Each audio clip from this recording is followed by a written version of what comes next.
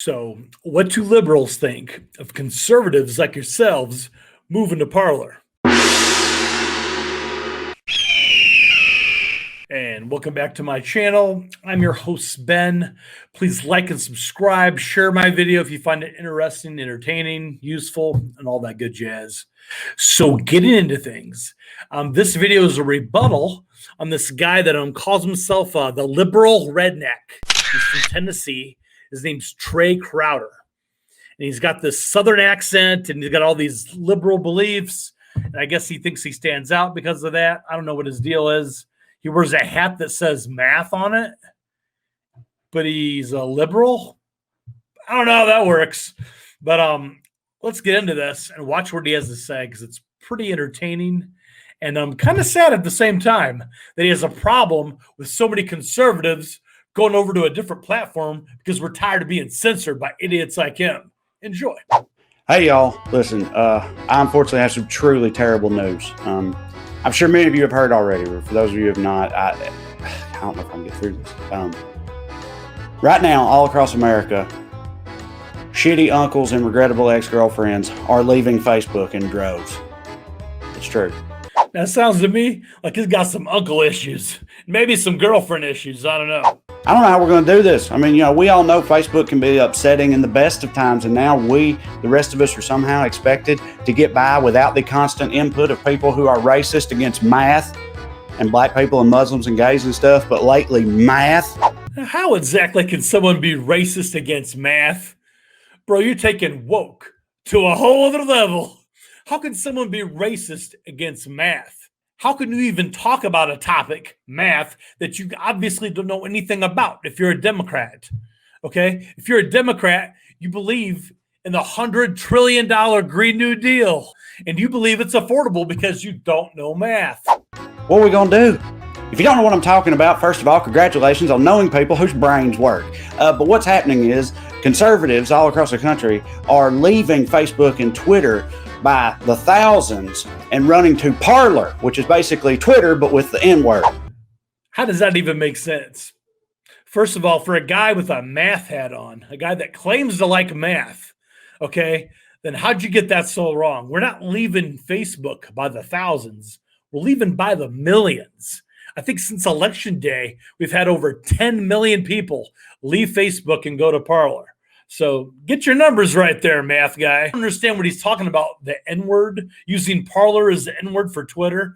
I can't decipher that. He's speaking Joe Biden right now. Why are they doing this besides the N-word thing? Well, they were getting upset. They'd had enough of liberals treating traditional social media platforms as their own personal safe spaces, becoming offended and getting their post removed simply because they were untrue or taking Hitler's side or literally threatening murder. All right, to be clear, the posts that get removed, okay, are deemed untrue by liberals like you, not nonpartisan actual fact-checking groups. Okay, it's not about being incorrect. They'll even admit that it's correct.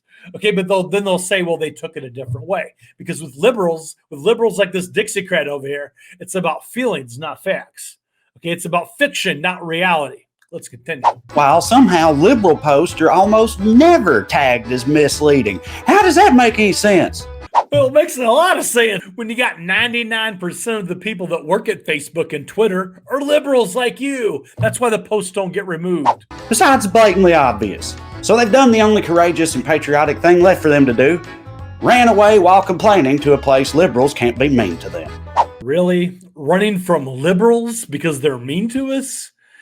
I think you got things a little bit backwards, bud. First of all, it's the liberals that are taking down our posts because they think we're being mean to them. We're violating your safe space. You got the whole thing backwards. And oh, by the way, you're more than welcome to come to Parler. Won't do it because it's not an echo chamber of liberal idiocy. So you won't come there yourself, but you're more than welcome to try. A new space just for them. A space where they can feel safe and not have to worry about things like reality making their poop time bad. No, it's a place where we can speak our mind, not worry about some uber elitist liberal dick trying to censor us. And so they're leaving us, guys. Just imagine it. Now you'll be able to post a selfie while wearing a mask without having the guy who cheated off you in high school tell you to do some research and call you a queer. I hope you can find a way to cope. You really think somebody cheated off of him in high school? Really? Somebody cheated off of him? Okay.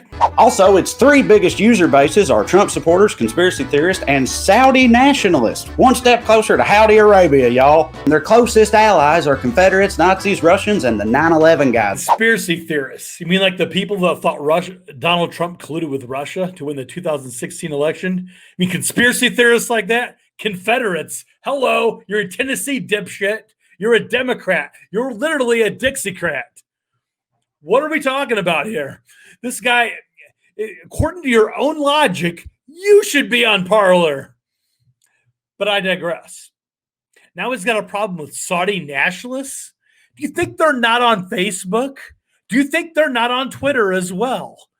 They're on every social media platform. So I don't understand what this guy is talking about. In all honesty, part of me is kind of sad about this, though. I'm not joking. Because you think about it, if all these people had already left Facebook and Twitter months ago, then the rest of us would have missed out on some sweet, sweet, impotent rage last week, man. I mean, let's be honest with ourselves here. If all of our worst relatives were already gone from social media, would we have derived quite as much pleasure from Trump getting dog walked, crying about it, and then going out while golfing and planning a conference at the Hyatt noon? Whoa, this guy is so out of touch with reality. It's hilarious. So he's talking about Trump getting beat in the election. I got news for you. The election's still not over, and Democrats lost that election. What was supposed to be a blue wave, according to numbnuts like this, a red tsunami. Okay? Last I checked, Republicans picked up over a dozen seats in the House, and we're still getting them. We're still getting more House seats. Okay? We kept the Senate, which means even if Joe Biden did win, which he hasn't yet, he can't do day-to-day. They clearly lost the election, and Americans rejected woke. Let's continue. Head shop and dildo emporium or whatever the fuck that was there. Okay, we probably would have. No, we totally would have. It's all just too good, man. God, I don't know. Maybe there is a God and he thinks they suck too. How sweet would that be? Oh! But I still think it all hits a little different whenever Aunt Tammy gets internet mad in front of you about it, is all I'm saying. Maybe it's just me. All of which leads me to my final point. Yes, I'm having some fun with this. You know why? Because fuck bridging the gap. No, after living my whole life as a liberal from the deep south, you can miss me with that bridging the gap nonsense. These are the same people that would burn down the actual gap with us inside of it over a t-shirt with a picture of RBG's face on it. Fuck them. And maybe we should try and be better than that or whatever eventually, I guess. But for now, I'm going to take this victory lap. And if they can't handle it, let them go on to Parler. Well, fuck you. Yo, this guy has killed me, man. So he's talking about a victory lap.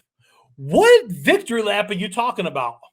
What exactly is your victory lap? Are you talking about the election where you guys lost all those House seats and Republicans regained control of the Senate? And you guys haven't even won the presidency yet.